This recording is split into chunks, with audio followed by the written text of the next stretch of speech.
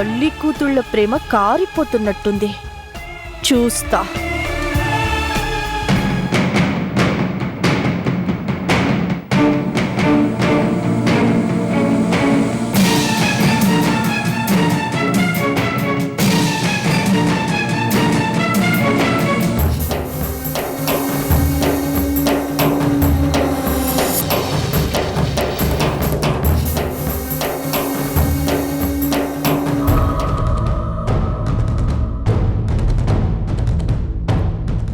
Sister,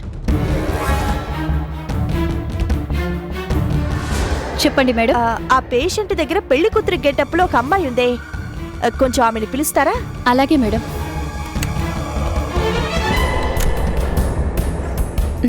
excuse me madam, మిమ్మల్ని కలవడానికి ఎవరు వచ్చారు?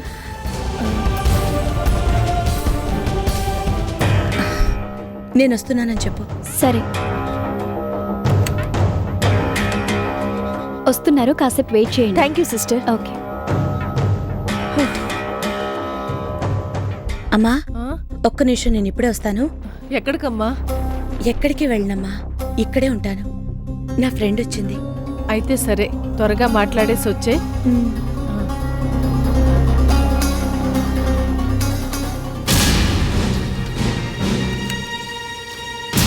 ఏంటి సౌందర్య? ఇలారా. ఏంటో చెప్పు. అసలు నువ్వేం చేస్తున్నావు నీకు అర్థం అవుతుందా? నేనేం చేశాను? ఏం చేసావా? పెళ్లి కూతుర్ని చేశాక కూడా ఇలా వచ్చేస్తావా? అది కాదు, ఆవిడకి వాళ్ళ కట్లు విప్పుతారంటే ఈ గెటప్ లో వచ్చేయడమేనా? అది కూడా హాస్పిటల్కి. ఛా! అది ఆవిడ ఫోన్ చేసి బ్రతిమాలితే కాదని లేకపోయావు. ఇంటి నిండా చుట్టాలుంటే కూడా ఒక్కదానివి చెప్ప పెట్టుకుంటూ వచ్చేస్తావా? అంతేనా?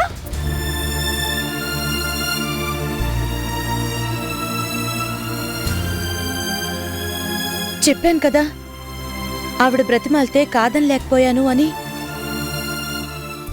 అంతేకాదు, ఎందుకు నాకు కూడా రావాలని అనిపించింది. బంధం పేగు బంధమే రాకుండా ఎలా ఆపుతుంది? రాకూడదని ఎవరన్నారు స్వప్న? కానీ ప్రతి పనికి సమయం సందర్భం ఉండాలి కదా. నువ్వు ఇక్కడ కూర్చుంటే అక్కడ ఆంటీ ఎంత కంగారు పడుతుందో తెలుసా?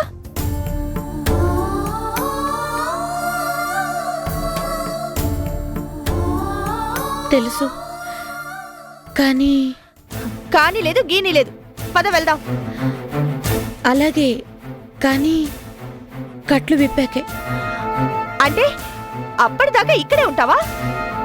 అవును, ఉంటాను.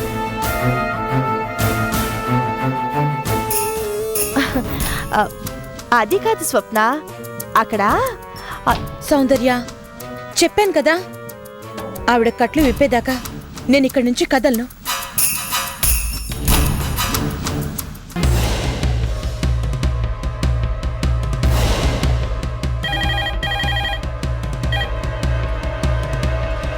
Hello aunty. సౌందర్య, చూసావా నీ ఫ్రెండ్ ఏం పని చేసిందో? తెలుసా ఆంటీ, అందుకే నేను కూడా హాస్పిటల్కే వచ్చాను. అంటే స్వప్న ఇప్పుడు అక్కడే ఉందా? ఉందా ఆంటీ? అక్కడ మీరు కంగారు పడుతుంటారు, వెళ్ళిపోదాం అంటుంటే నా మాట వినడం లేదు. అవునా? ఏది ఫోన్ స్వప్నకివ్వు. సరే ఆంటీ. స్వప్న, ఏంటమ్మా, పెళ్లి కూతుర్ని చేశాక ఆడపిల్ల గడప దాటి బయటికెళ్ళకూడదు అని నీకు తెలియదా? అంటే అది కాదా ఆంటీ? స్వప్న, నరదృష్టి సోకితే నాపరాళ్ళు కూడా పగిలిపోతాయి అంటారు. ఈ పాటికి నీ మీద ఎంతమంది దృష్టి పడిందో ఏమో. వెంటనే నీకు దిష్టి తీయకపోతే నా మనసు కుదుటపడదు. వెంటనే బయలుదేరి సౌందర్యతో వచ్చేయి. ఆంటీ, అది నువ్వేం చెప్పినా ఇంటికొచ్చాకే. ఈ ఆంటీ మీద నీకు నిజంగా గౌరవం అభిమానం ఉంటే ఒక్క క్షణం కూడా ఆలస్యం చేయకుండా వెంటనే బయలుదేరు. విన్నావుగా, పద వెళ్దాం.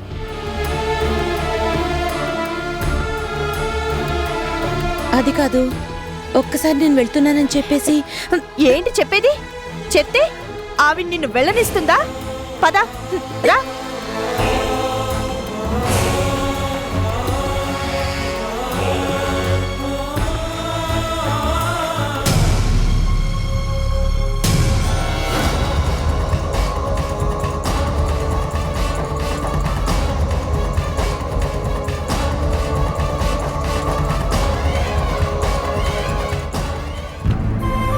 రాధా, డాక్టర్ గారేరి?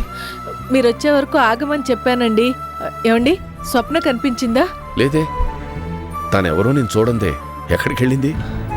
ఏమోనండి, తన ఫ్రెండ్ వస్తే మాట్లాడడానికని వెళ్ళింది. ఇంతవరకు రాలేదు. ఏమండి, స్వప్న పెళ్లి కూతురుగా అలంకరించుకుని వచ్చిందండి. నిజంగానా? ఉమ్, మరైతే ఏది, ఎక్కడికి వెళ్ళింది? ఏమో, కొంప తీసి వాళ్ళ ఫ్రెండ్ ఏమన్నా లాక్కెళ్ళిందో ఏమిటో. అదే ఏంటిదిలే. అయినా నీకు ఎంత చూడాలనుంటే మాత్రం పెళ్లి కూతురుని చేసిన అమ్మాయిని హాస్పిటల్కి రమ్మండం తప్పే కదా. ఏమోనండి, నేనంత దూరం ఆలోచించలేదు. మిమ్మల్ని, స్వప్నని నా కళ్ళు తెరవగానే కళ్ళారా చూసుకోవాలి అనుకున్నాను.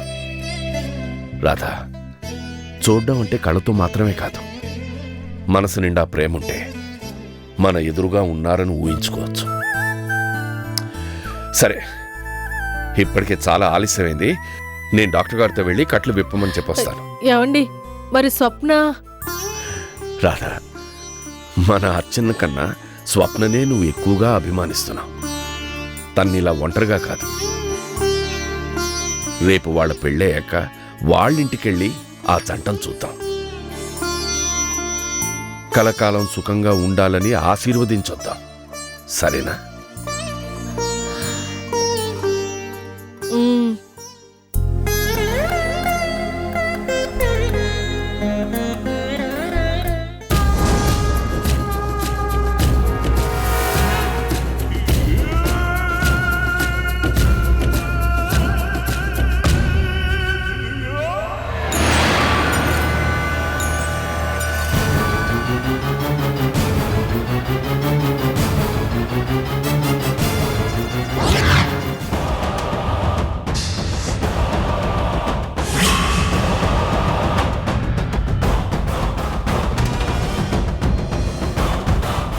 ఏంటి స్వప్న,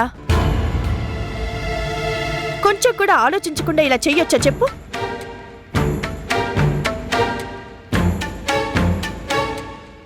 ఇందాక నువ్వే విన్నావు కదా శారద అంటే ఎంతగా ఫీల్ అయ్యారో. అయినా ఇంట్లో అంతమంది ఉండగా ఇలా బయటకు వచ్చేస్తే నలుగురు ఏమనుకుంటారు?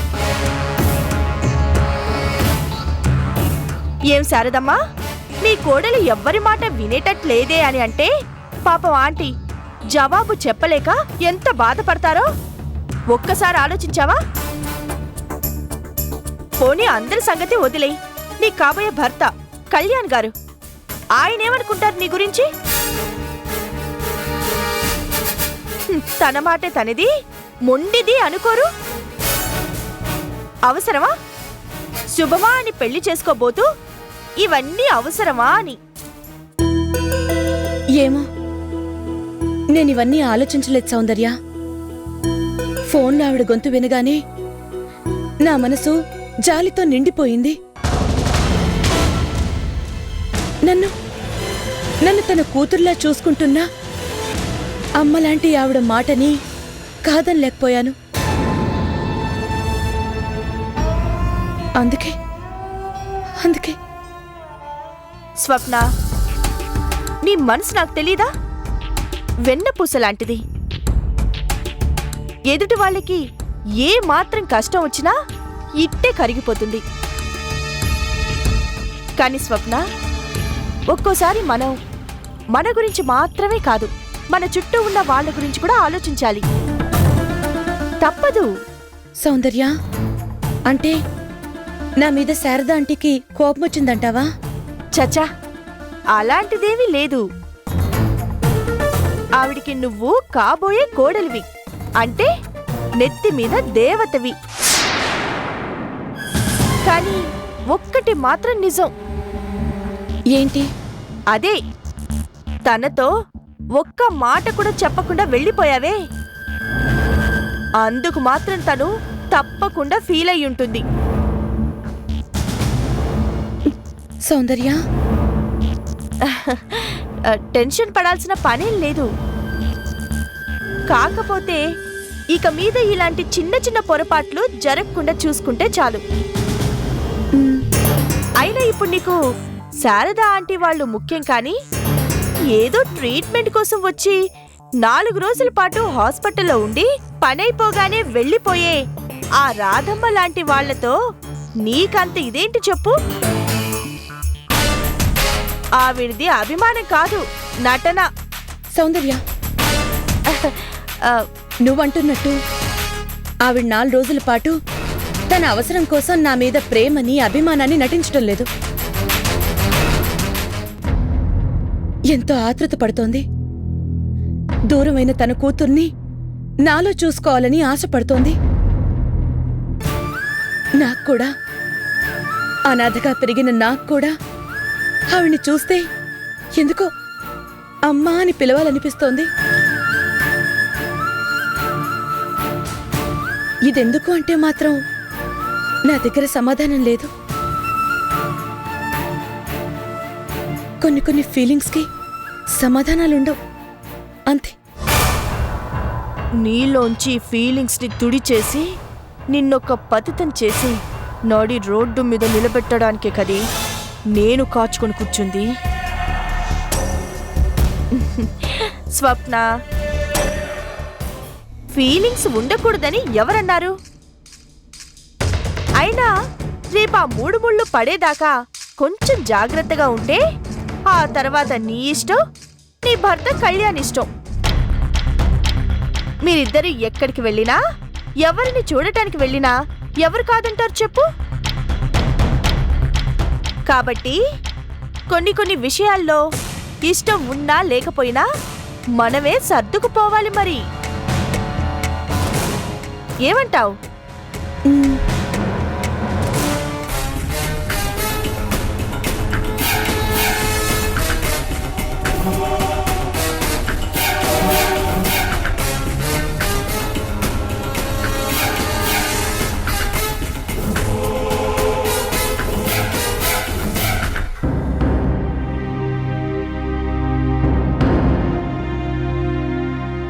రాదమ్మా, ఇప్పుడు నీ కళ్ళకు కట్టిన కట్లు విప్పుతాను, నువ్వు నెమ్మదిగా కళ్ళు తెరవాలి. సరేనా?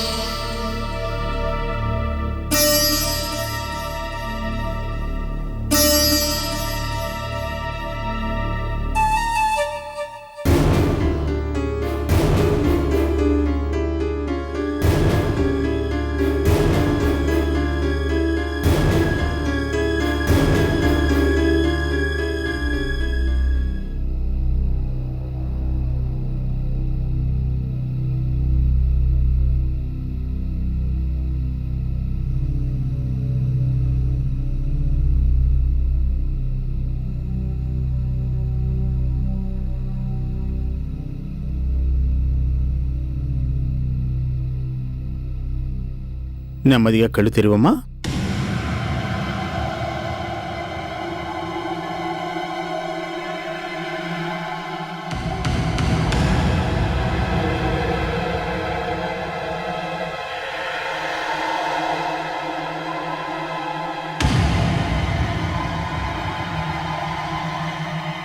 అది నెమ్మదిగా.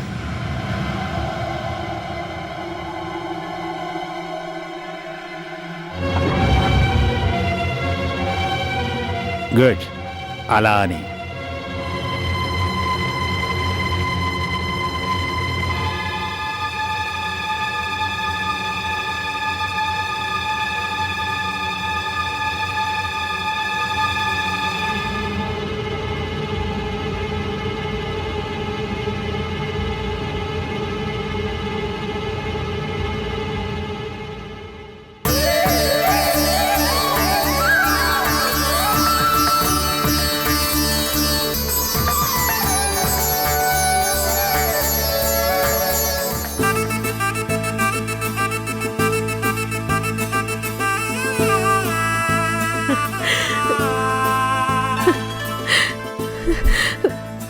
అర్చన, నా బిడ్డ. ఏమండి,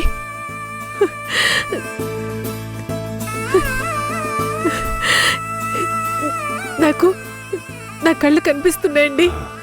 నాకు మళ్ళీ చూపు వచ్చేసింది. నేను అన్ని స్పష్టంగా చూడగలుగుతున్నాను.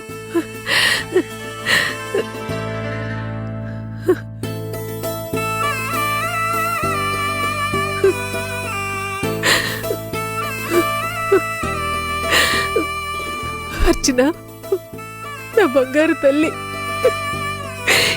ఎక్కడున్నావమ్మా? చూడమ్మా, ఇలాంటప్పుడు ఎగ్జైట్ అయితే చాలా ప్రమాదం. కొన్నాళ్ళ పాటు మీరు చాలా జాగ్రత్తగా ఉండాలి, సరేనా? Koteswararao garu, she's lucky. Congratulations. Thank you doctor, thank you very much. You are welcome. ఏమండి, అమ్మగారు. శివ. రాధా, డాక్టర్ గారు చెప్పింది విన్నావు కదా, నీకు ఇంకే భయం లేదు.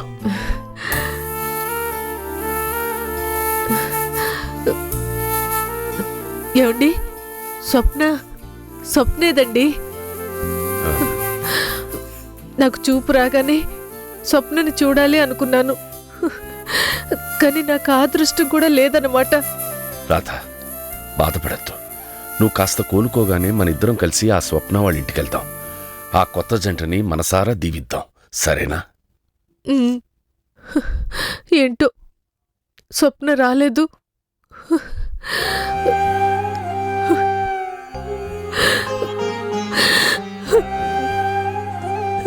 ఏమండి, రాధా, వద్దు, ఊరుకో.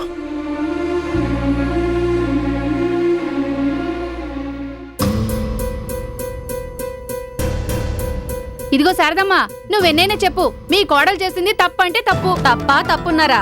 చోద్యం కాకపోతే పెళ్లి కూతురు చేశాక గడప దాటి బయటికి వెళ్తారా? ఇలాంటి విడ్డూరం ఎక్కడా చూడలేదమ్మా. చిన్నపిల్ల కదా, ఏదో తెలియక వెళ్ళిందిలేండి. నేను ఫోన్ చేసి రమ్మని చెప్పాను కదా, ఈ పాటికి వస్తూనే ఉంటుంది.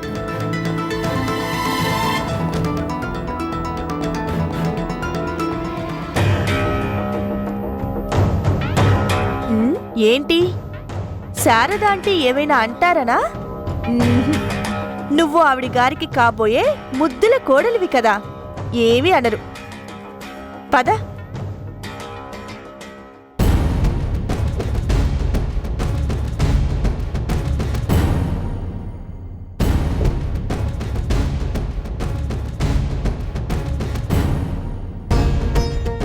పద.